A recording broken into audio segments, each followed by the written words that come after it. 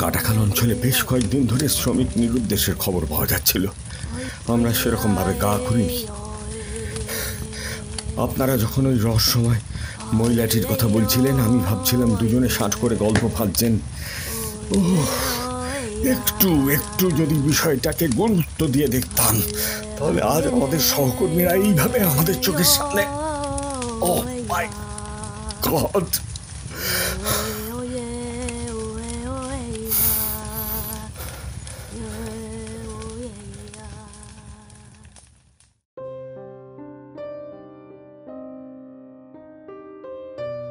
শিলচরের উমেশ তামাং বাসস্ট্যান্ড থেকে ছাড়া রাত 12:27 শেষ বাসটিতে সফরের রোমাঞ্চকর অভিজ্ঞতা পুলিশের সামনে ব্যক্ত করলেন মিসেস বড়গোহাই এবং তরুণ উদয়ন হাজারিকা দুজনেই।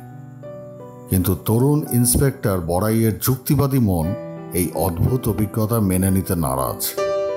জটিল এই কেসটি নিয়ে তলিয়ে ভাবতে চেয়েছিলেন তিনি, আর এইখানেই ঘটে গেল ভয়াবহ বিপর্যয়। কি হতে চলেছে এই শেষ পর্বে? এমন হাড় কাঁপানো কিছু যা উড়িয়ে দিতে চলেছে যে কোনো যুক্তি তর্ক গপ্প। মিস্টিক টিউন অফ টেলস চ্যানেলে আপনারা পাবেন বিভিন্ন স্বাদের রকমারি গল্প, রহস্য, রোমাঞ্চ, দুঃসাহসিক অভিযান, ঐতিহাসিক, কল্পবিজ্ঞান, এলিয়েন, ডিটেকটিভ, প্যারানর্মাল, তন্ত্রমন্ত্র, ভূত, বিভিন্ন স্বাদের রকমারি গল্প যা সম্পূর্ণ ভিন্নধর্মী। এবারের উপস্থাপনা রহস্যময় ভূতের গল্প 12:27 শেষ বাসটা গল্পের অন্তিম পর্ব। আপনাদের মতামত একান্ত কাম্য। সম্পূর্ণ গল্পটি শুনুন এবং আমাদের উৎসাহ দিতে অতি অবশ্যই আমাদের চ্যানেলটিকে সাবস্ক্রাইব করুন। ও হ্যাঁ, ভালো লাগলে ভিডিওটিকে লাইক ও শেয়ার করতে ভুলবেন না যেন।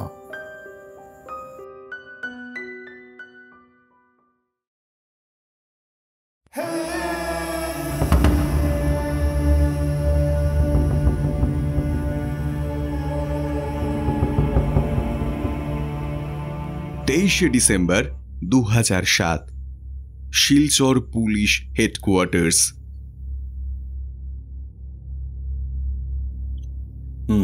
বুঝলাম। তারপর তোমরা দুজনে মিলে অত রাত্রে থানায় গেলে, ওখানকার ভারপ্রাপ্ত ওসিকে তোমাদের অদ্ভুত ঘটনা জানালে, তারপর ওখান থেকে বেরিয়ে। ও হ্যাঁ, ভালো কথা, রাতটা তোমরা কাটালে কোথায়? বদরপুরে মিসেস বড়গোহাইয়ের পরিচিত একজন ব্যক্তি ছিলেন। তার কাছে অনেক অনুরোধ জানিয়ে একটা গাড়ির ব্যবস্থা করা গেল। তাতে করে আমরা ওই করিমগঞ্জে ফিরে আসি। করিমগঞ্জে দীনবন্ধু মোড়ে আমি নেমে যাই। মিসেস বড়গোহাই গাড়িতে করে সোজা নিজের বাড়ি। সে না হয় বুঝলাম, কিন্তু একটা কথা বলো তো ভাই, মিসেস বড়গোহাই না হয় বুড়ো মানুষ, তিনি রাত্রে যা দেখেছিলেন তা ভুলও হতে পারে, কিন্তু তুমি তো জোয়ান মানুষ, তুমি ভুল করলে কি করে?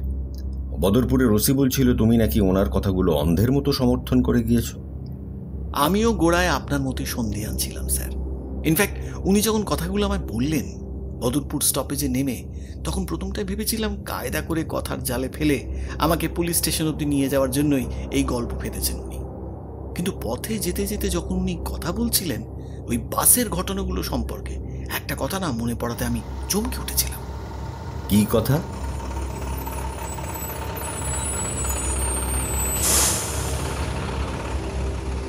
বাসটা যখন বদরপুর স্টপেজ ছেড়ে বেরিয়ে যাচ্ছে, সেই সময় মহিলাটি বাসের একদম পেছনের সিটে বসে আমাদের দুজনকে দেখছিল। মনে আছে বলেছিলাম স্যার? হ্যাঁ। ঘটনার আকস্মিকতায় আর পরবর্তী ঘটনা কি হতে চলেছে ভেবে তখন এতটাই ভয় পেয়েছিলাম না যে ওই সাধারণ ব্যাপারটায় অসাধারণত্ব বিষয়টি আমার চোখেই পড়েনি। তখন মহিলাটি আমাদের দিকে তাকালো, তারপর না মুখ ফিরিয়ে নিল। এটুকুই আমার ওই যান্ত্রিক চোখে ধরা পড়েছিল তখন। হ্যাঁ, তাতে কি? পরে যখন মিসেস বড়গোহাই ওই মহিলাটি সম্পর্কে বলছিলেন, তখনই ওই বিদ্যুৎ চমকের মতো আমার মনে পড়ে গেল। ওই মহিলাটি যখন পেছনের জানলার কাছ দিয়ে লক্ষ্য করছিলেন আমাদের, ওর চোখের কোনো পাতা ছিল না, অন্ধকারে কোনো মুখও দেখতে পাইনি।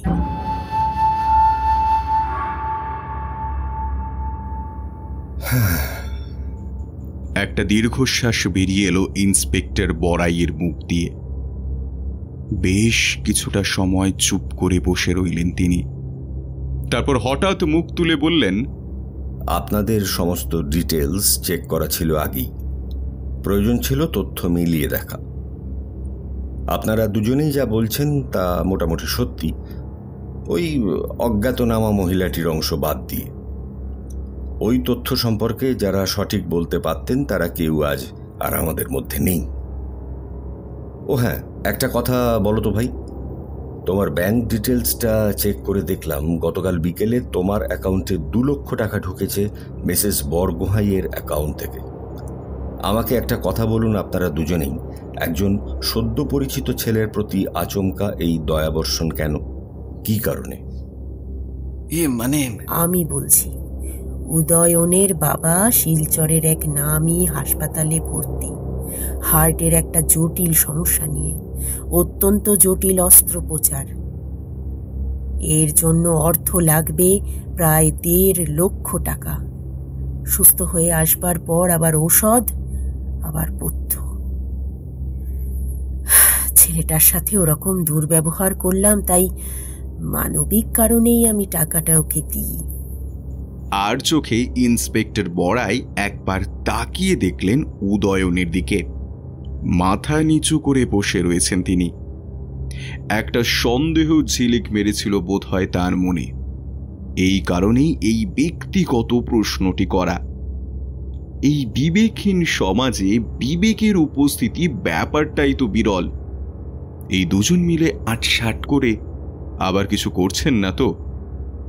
পুরো কেসটাকে কয়েক সেকেন্ডের জন্য একবার আগা পাঁচতলা খুঁটিয়ে বিশ্লেষণ করে হতাশ হয়ে ঘাড় নাড়লেন তিনি।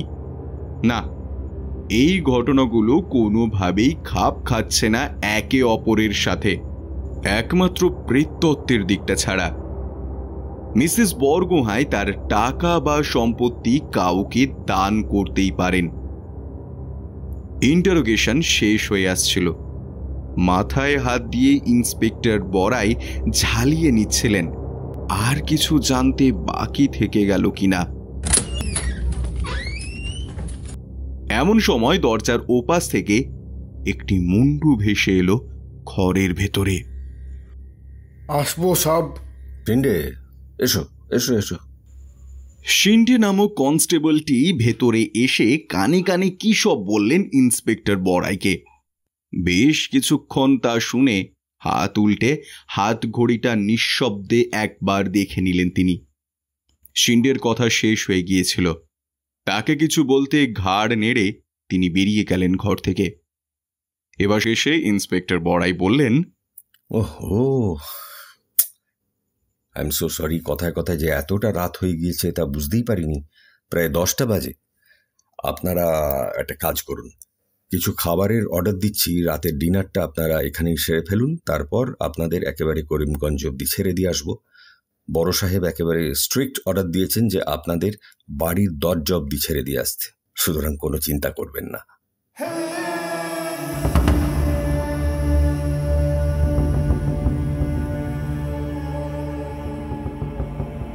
24শে ডিসেম্বর 2007 রাত 12টা বেজে 11 মিনিট, শিলচর করিমগঞ্জ হাইওয়ে।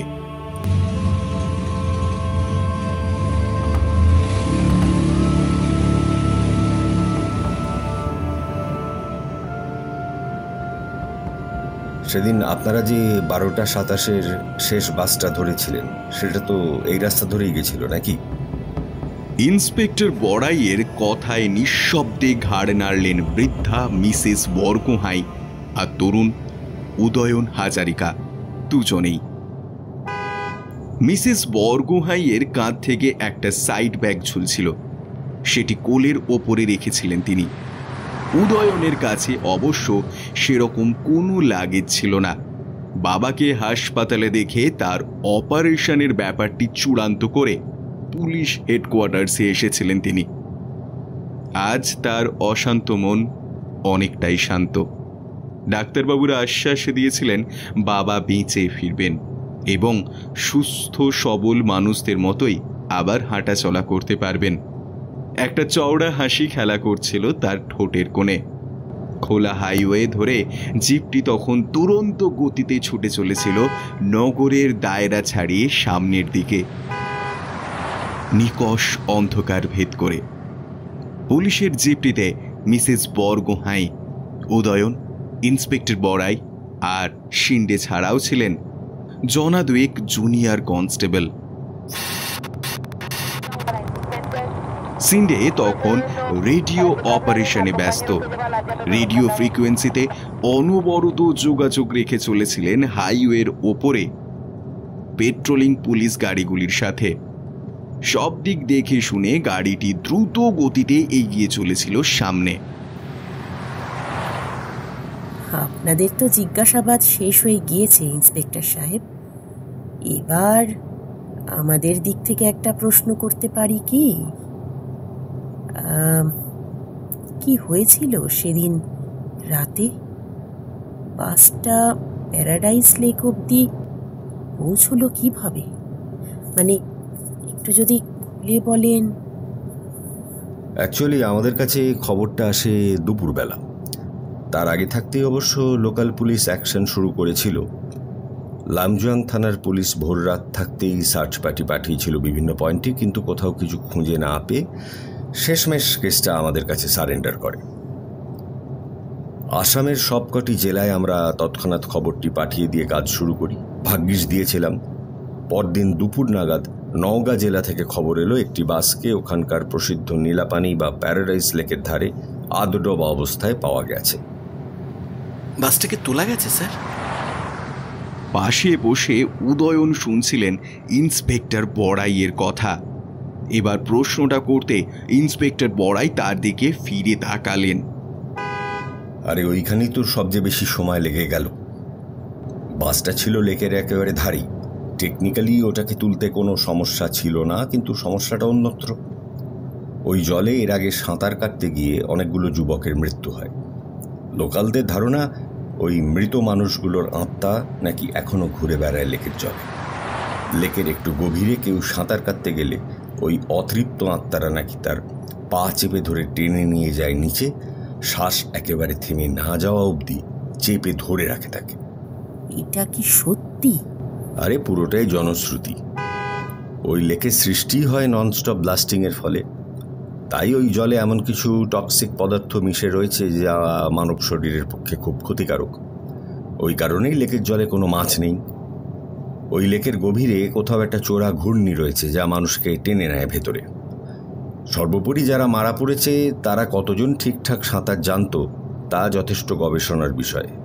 তাদের বন্ধুবান্ধব বা আত্মীয় স্বজনরাই কনফার্ম করেছেন সেই কথা। যাই হোক, লোকে যুক্তির থেকে বেশি শোনে আষাঢ়ে গপ্প। লোকালদের মতে ওই লেকের জলে ভূত থাকে, তাই কেউ রাজি হয়নি 2 পা ফেলে নিচে নামতে। শেষে বাইরে থেকে ডাইভার আনিয়ে তাদেরকে দিয়ে কাজ হাসিল করতে অনেক রাত হয়ে গেল। সব সাঙ্গ করে যখন ক্রেন দিয়ে আলটিমেটলি তোলা হলো বাসটাকে।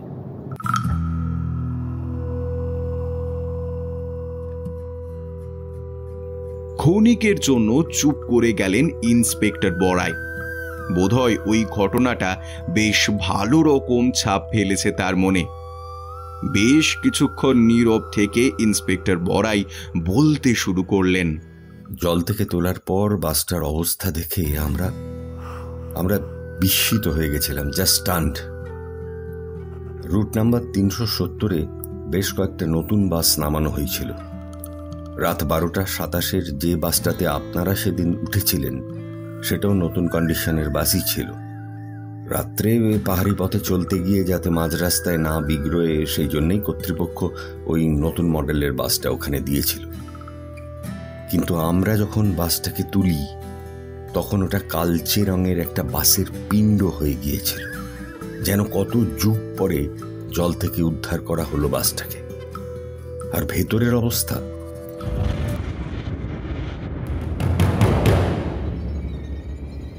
ম্যাডাম আমি নিজে ছিলাম ওই রেস্কিউ অপারেশনে।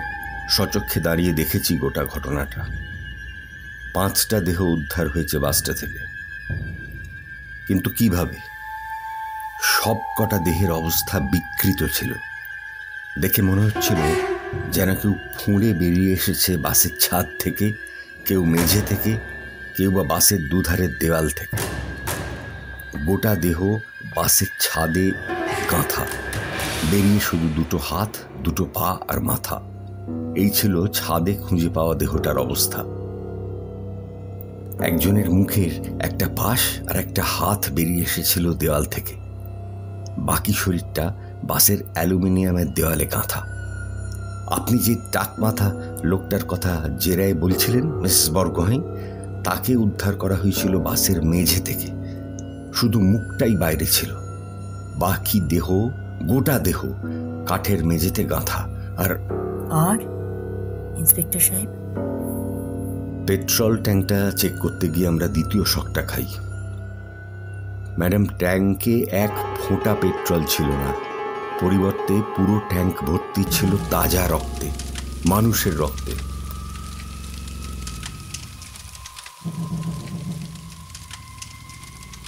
আমরা ওই স্যাম্পল চেক করে দেখেছি, রক্ত ম্যাচ করেছে ওই 5 জনের দেহের রক্তের সঙ্গেই।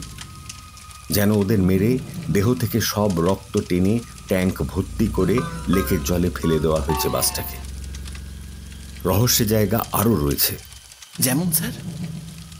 বাস মালিকরা সচরাচর রাত্রির ট্রিপে আর নতুন করে পেট্রোল ভরান না। শিলচর থেকে করিমগঞ্জ যেতে যতটা পেট্রোল প্রয়োজন তার চেয়ে একটু বেশি দেওয়া থাকে। ঘাটতি থাকলে রিজার্ভ পেট্রোল দিয়ে কাজ চালানো হয়। পেট্রোলের হিসাবটা এদের একদম মুখস্থ। রাতের ট্রিপে অনেক সময় ড্রাইভার আর কন্ডাক্টর মিলে পেট্রোল চুরি করে, ওটা রুখতেই সিদ্ধান্ত। যাই হোক, শিলচর থেকে করিমগঞ্জের দূরত্ব প্রায় 40 কিলোমিটার। যেতে সব মিলিয়ে সময় লাগে সর্বোচ্চ 1.5 ঘন্টা। ওই সময় বাসটাতে তার অর্থ যা দাঁড়ায় যে পরিমাণ পেট্রোল ছিল তা দিয়ে সর্বোচ্চ করিমগঞ্জ অবধি যাওয়া যেতে পারে, অথচ বাসটা 340 কিলোমিটার অবধি দৌড়লো কোন যুক্তিতে? ড্রাইভার কি রাস্তায় একাধিকবার পেট্রোল তুলেছিলেন? তাহলে রাস্তায় যে পেট্রোল পাম্পগুলো পড়ে তার একটাতেও বাসটার কোনো ছবি বা এন্ট্রি নেই কেন? এটা কি ধরনের জাদুটোনা? মেয়েটির দেহ কি উদ্ধার হয়েছে বাসটির ধ্বংসস্তূপ থেকে? আপনাদের জেরা করে উল্টে যেন আমরা আরো বেশি করে কাদায় পা বাড়ালাম মিসেস বরগোহাঁই। আপনি যাদের কথা বলছেন তারা সকলেই ওখানে ছিল, ড্রাইভার, কন্ডাক্টর, টাকমাথা, হকার, গার্ড, প্রত্যেকে। কিন্তু ওখানে ওই রকম প্রাচীন পোশাক পরা কোনো মেয়ের দেহ তো আমরা... না না না না, এটা হতে পারে না স্যার। আমরা নিজের চোখে মহিলাটিকে উঠতে দেখেছি বাসে। মহিলা উঠেছিলেন স্ট্যান্ড থেকে বেশ কিছুটা দূরে, ওই মাঝ রাস্তায় অন্ধকারের মধ্যে। বাসে উঠে আমাদের ওই কালেকটিভ মাসকে এড়িয়ে গিয়ে বসলেন একদম পেছনের সিটে, সবাইকে এড়িয়ে অনেকটা দূরত্ব বিধি মেনে। তাহলে উনি গেলেন কোথায়? কিছু একটা বলতে যাচ্ছিলেন ইন্সপেক্টর বড়াই। এমন সময় রেডিওটা কড়কড় শব্দ করে উঠল। রিসিভার কানে ঠেকিয়ে বেশ কিছুক্ষণ কি সব শুনলেন সিন্টে। তারপর ট্রান্সমিটারে মুখ লাগিয়ে ওকে বলে তাকালেন ইন্সপেক্টর বড়াইয়ের দিকে। কি হলো সেন্ডে? কি হয়েছে? স্যার, বদরপুর থানার ওসি সাহেব কল দিলেন। কাটাখালের কাছে পেট্রোলিংয়ের সময় রাস্তায় উনি একজন মহিলাকে ঘুরতে দেখেছেন। ফাঁকা হাইয়ের উপর মেয়েটিকে দাঁড় করিয়ে ওনারা এখন জেরা করছেন। আতঙ্কিত চোখে ইন্সপেক্টর বড়াই ফিরে তাকালেন মিসেস বরগোহাঁইয়ের দিকে, তারপর যথাক্রমে উদয়নের দিকে। দুজনেই তখন বিস্ফারিত চোখে তাকিয়েছিল পাল্টা ইন্সপেক্টর বড়াইয়ের দিকে।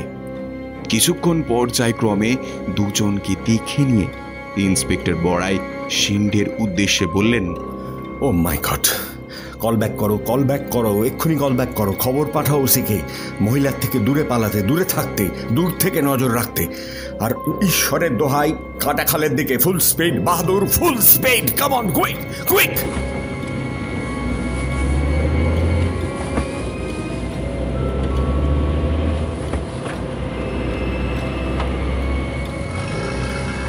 নেপালি ড্রাইভার বাহাদুরের অসামান্য তৎপরতায় 10 মিনিটের মধ্যে ঝড়ের গতিতে জিপটি যেন উড়ে এলো কাটাখাল বাস স্ট্যান্ডের দিকে।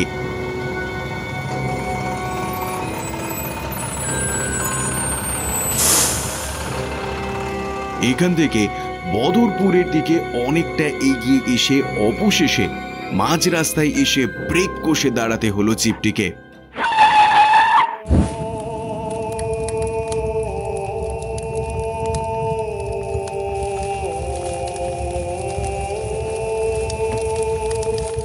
রাস্তার মাঝখানে তখন তেরছাভাবে দাঁড়িয়ে পরিত্যক্ত একটি পুলিশ জিপ।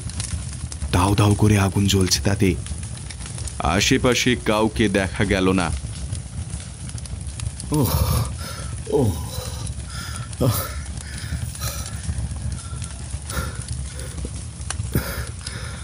ঈশ্বর,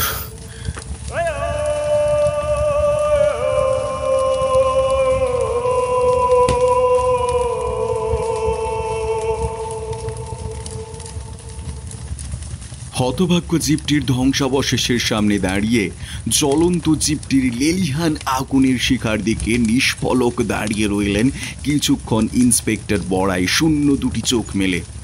তারপর বিড়বিড় করে বললেন, কাটাখাল অঞ্চলে বেশ কয়েকদিন ধরে শ্রমিক নিরুদ্দেশের খবর পাওয়া যাচ্ছিল। আমরা সেরকম ভাবে গা করিনি। আপনারা যখন ওই রহস্যময় মহিলাটির কথা বলছিলেন, আমি ভাবছিলাম দুজনে ষাট করে গল্প ফাঁদছেন। একটু যদি বিষয়টাকে গুরুত্ব দিয়ে দেখতাম, তাহলে আজ আমাদের সহকর্মীরা এইভাবে আমাদের চোখের সামনে। Oh my God!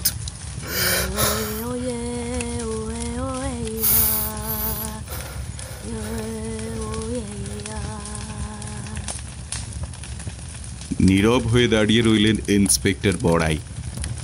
তার পাশেই দাঁড়িয়েছিলেন বৃদ্ধা মিসেস বরগোহাঁই আর উদয়ন। দুজনেই যেন সজল চোখে পড়তে থাকা জিপটির দিকে তাকিয়ে। একটু পরে সমবেদনার সুরে কিছু একটা বলতে যাবেন উদয়ন,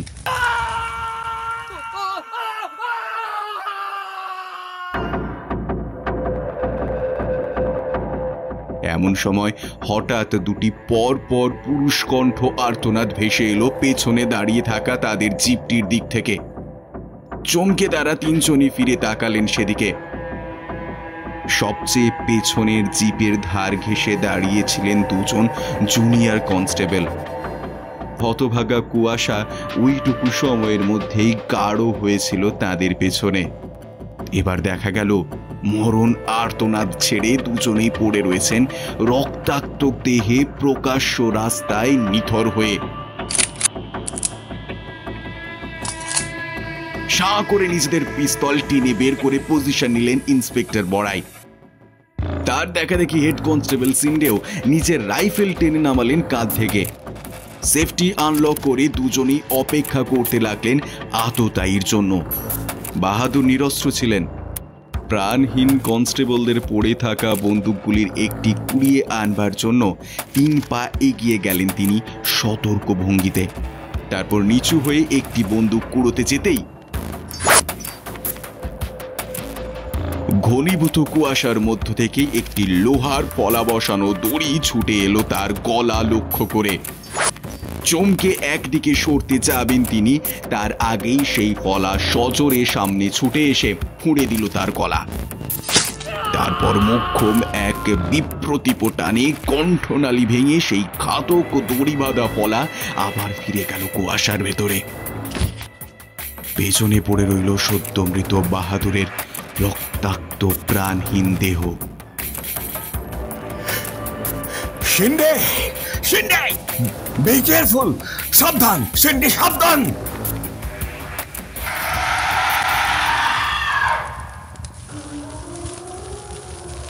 উঁচু গলায় আতঙ্কিত স্বরে হেঁকে উঠলেন ইন্সপেক্টর বড়াই। আতঙ্কের কারণও ছিল বাহাদুর মাটি নিতেই পেছনের গাঢ় কুয়াশার চাদর ফুঁড়ে লাফ দিয়ে জিপের বনেটের ওপরে এসে দাঁড়ালেন এক অদ্ভুত নারী মূর্তি। প্রাচীন অহমীয় যোদ্ধাদের পোশাক তার পরনে। নিকশ কালো সেই পোশাক আর মানানসই জুতো, কিন্তু মহিলার মুখটা কোনো মানুষের নয়। করাল দ্রংসটা কোনো কঙ্কালের মুখ ছিল সেটি। সামনের দাঁতের সারি এমনভাবে ছড়িয়েছিল কান অব্দি যে মনে হচ্ছিল সেই নর কঙ্কাল দাঁত বের করে হাসছে তাদের দিকে তাকিয়ে। নিঃশব্দ ও পৈশাচিক সেই হাসি কিছুক্ষণ হেসে এবারে একটি সুতীক্ষ্ণ অহমীয় তলোয়ার পিঠের পেছন থেকে বের করে আনলো কঙ্কালটি। সাথে সাথে শোনা গেল ইন্সপেক্টর বড়াইয়ের বিকট গলায় চিৎকার, ফায়ার! ফায়ার!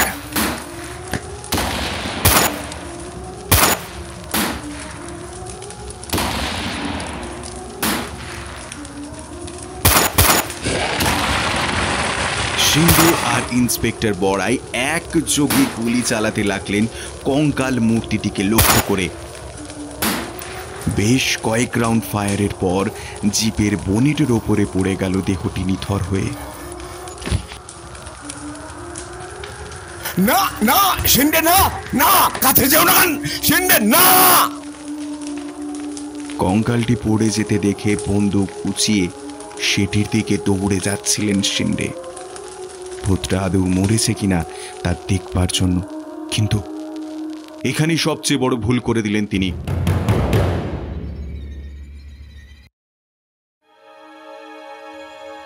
বন্দুকের নল দিয়ে দুবার মূর্তিটিকে খোঁচা মেরেও যখন নিথর হয়ে পড়ে রইল সেটি, তখন বিজয় ভঙ্গিতে ইন্সপেক্টর বড়াইয়ের দিকে ফিরে দুটি হাত উল্লাসের ভঙ্গিতে তুলে তিনি চেঁচিয়ে উঠলেন, ভূতনিটা মরে গিয়েছে সাব, একেবারে মরে কাঠ।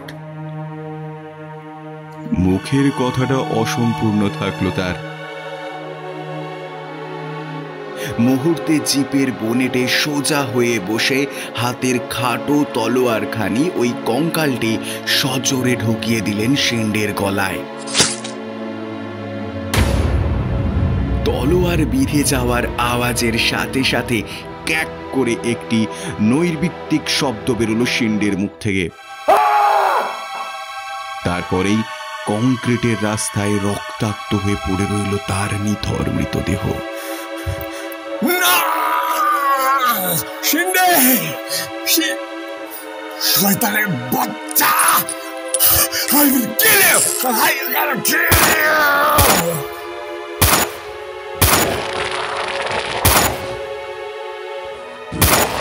হাতের পিস্তলটি আগেই রিলোড করে রেখেছিলেন ইন্সপেক্টর বড়াই।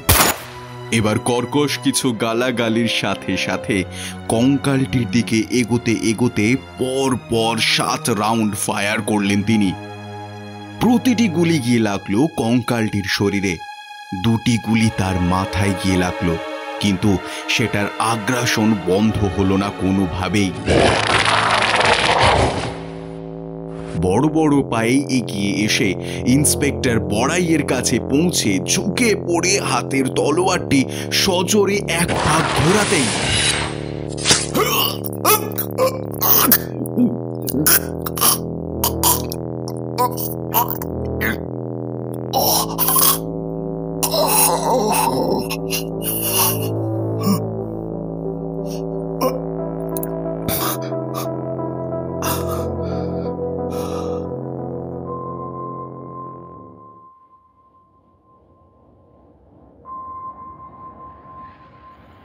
উদয়ন ছিলেন ইন্সপেক্টর বড়াইয়ের একদম পেছনেই, বেশ কয়েক হাত তফাতে।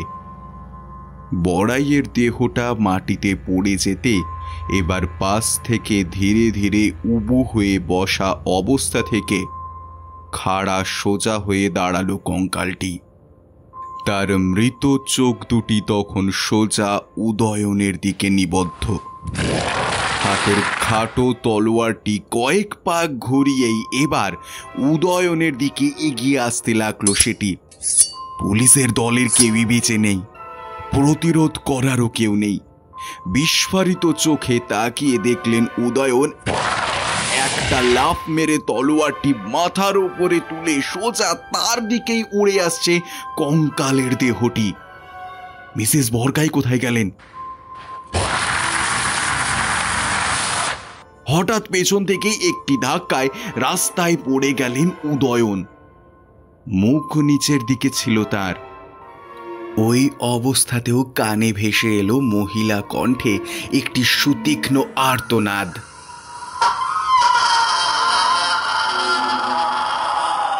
চমকে সেদিকে মাথা ঘোরালেন উদয়ন। জানোয়ারটা কি মিসেস বরগুহাইকেও?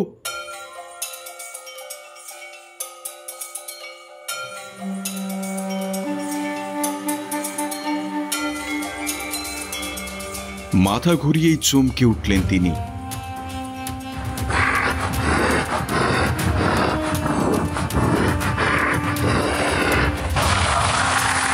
কঙ্কালটির মুখের একেবারে সামনে মিসেস বরগুহাইয়ের ভয়ঙ্কর রাগত হিংস্র মুখ। একটি বাহারি কারুকার্য করা নীলাভ দুটি ছড়ানো ছুরির ফলা আমূল গেঁথে গিয়েছে কঙ্কালটির শরীরের বুকের মাঝখানে। প্রচণ্ড যন্ত্রণায় দাঁত খেচোচ্ছে সেটি হিংস্র চাপা গোঙানির সাথে। তার হাত থেকে নির্মম তলোয়ারটি পড়ে গিয়েছে মাটিতে। কয়েক পলক ভালো করে সোজা কঙ্কালের মুখের দিকে হিংস্র চোখে তাকিয়ে রইলেন মিসেস বরগুহাই। তারপর চিবিয়ে চিবিয়ে বলতে লাগলেন, 3 বছর আগে বদরপুরের রাস্তায় অন্ধকার রাতে একটা গাড়ি, তাতে বাপ মা আর একটা 7 বছরের ছেলে। কিছু মনে পড়লো ডাইনি? হ্যাঁ। প্রতিটি কথার সাথে ছুরির ফলাটি যেন আরো গিঁথে বসে যেতে লাগলো কঙ্কালটির বুকে। চাপা শীতকারের আওয়াজ বেরোতে লাগলো সেটির মুখ দিয়ে। দয়া দেখা গেল না মিসেস বরগুহাইয়ের মুখে। চাপা হিংস্র রাগত কণ্ঠে তিনি বললেন, এক রাতে আমার বংশকে নির্বংশ করে দিলি তুই, পিছনে পড়ে রইলাম আমি। অনুতাপের থেকেও আরো বেশি কিছু দিতে চাইছিলাম তোকে, প্রতিশোধ, যা একটা 60 বুড়ির শরীরে আনে ভীমসেনের জোর। হাঁ করে মিসেস বরগাইয়ের কথা শুনতে লাগলেন উদয়ন। তখনও কথা বলে চলেছেন তিনি। 3 বছর ধরে তোকে স্টাডি করেছি। এর জন্য তন্ত্র মহাবিদ্যা শিখতে হয়েছে আমায়, ইতিহাস ঘাঁটতে হয়েছে, খুঁজে বের করতে হয়েছে সেই জায়গা যেখানে লুকোনো তোদের মারবার একমাত্র চাবিকাঠি। নিজের শরীরকে ট্রেন করতে হয়েছে তোর সামনে দাঁড়ানোর জন্য। আর এখন দেখ শেষ হাসিটাকে হাসলো ডাইনি। কঙ্কালটির শরীরের মাঝখানের ক্ষতস্থান থেকে বেরিয়ে আসছিল একটি নীলাভ তুতি।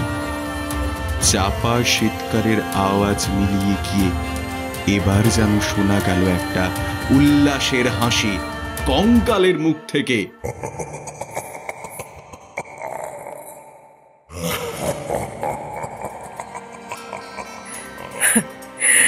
আমি জানি তুই হাসছিস কেন। যে তোকে মারবে তাকে যেতে হবে তোর সাথে অনন্ত নিদ্রায়। এবার শোন মাগি, আমার বেঁচে থাকাটা এতটা গুরুত্বপূর্ণ নয় যতটা গুরুত্বপূর্ণ তোর মৃত্যু।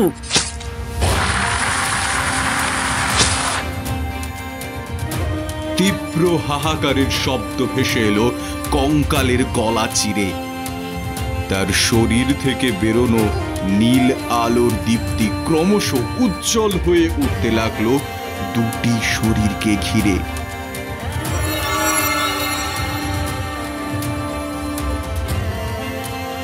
মিসেস বরগুহাইয়ের মুখটা এবার ফিরল উদয়নের দিকে। তাকে উদ্দেশ্য করে তিনি বললেন, তোমার নামে একটা চিঠি আসবে, ভালো থেকো, ঈশ্বর তোমার মঙ্গল করুন।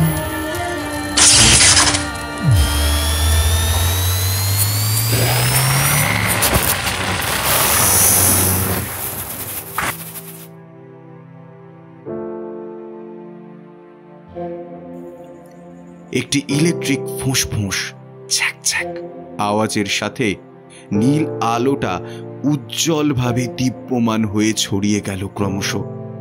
তারপরেই যেন ঘটল একটি বিস্ফোরণ। হাত দিয়ে চোখ আড়াল করে নিয়েছিল উদয়ন। চোখ বুজে ফেলেছিলেন তার আগেই। বেশ কিছুক্ষণ পর সব আলো নিভে যেতে এবার চোখ মেলে দেখলেন রাস্তা ফাঁকা। অন্ধকার হাইওয়েতে একা পথের ধুলোর মাঝে শুয়ে তিনি। মিসেস বরগোহাঁই তিনিও অদৃশ্য, ওই কঙ্কালটির সাথেই।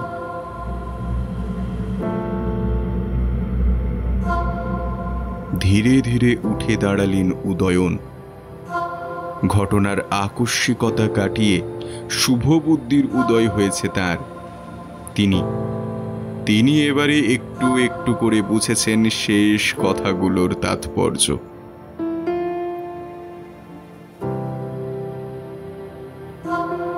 মিসেস বরগোহাঁই, উনি জানতেন এই অভিশাপটি সম্পর্কে।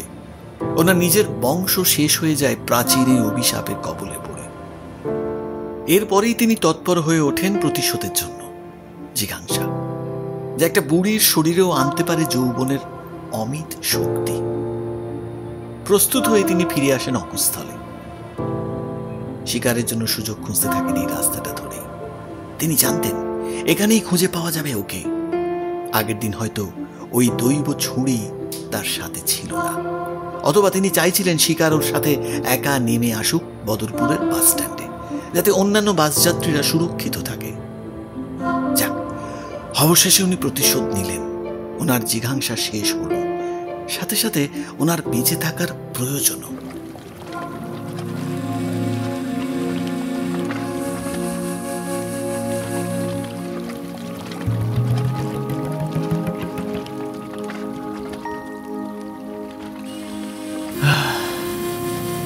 আকাশের দিকে মুখ তুলে গভীর একটা শ্বাস টেনে জীবনকে উদয়ন অনুভব করলেন কয়েক মুহূর্তের জন্য। তারপর তাকালেন রাস্তার অন্ধকারের দিকে। পথের ধুলোয় বিভিন্ন ভঙ্গিমায় পড়ে থাকা বেশ কয়েকটি পরিচিত দেহ। কয়েক মুহূর্ত আগেও এরা জীবিত ছিলেন উদয়নের সাথে, আর এখন একাই দাঁড়িয়ে পথের উপর। বাকিরা জীবন কি সত্যি এতটা অনিশ্চিত? অসীম অন্ধকারের মধ্যে রঙিন এক মুঠো স্বপ্ন। উদয়নের বয়স এই গম্ভীর সত্যকে বোঝার পক্ষে এখনো অনেকটাই নবীন। একটা দীর্ঘশ্বাস ফেলে বরদপুরের দিকে যাত্রা শুরু করলেন উদয়ন ধীর পায়ে।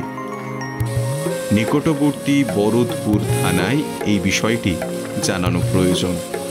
সকালে আবার বাবার অপারেশন।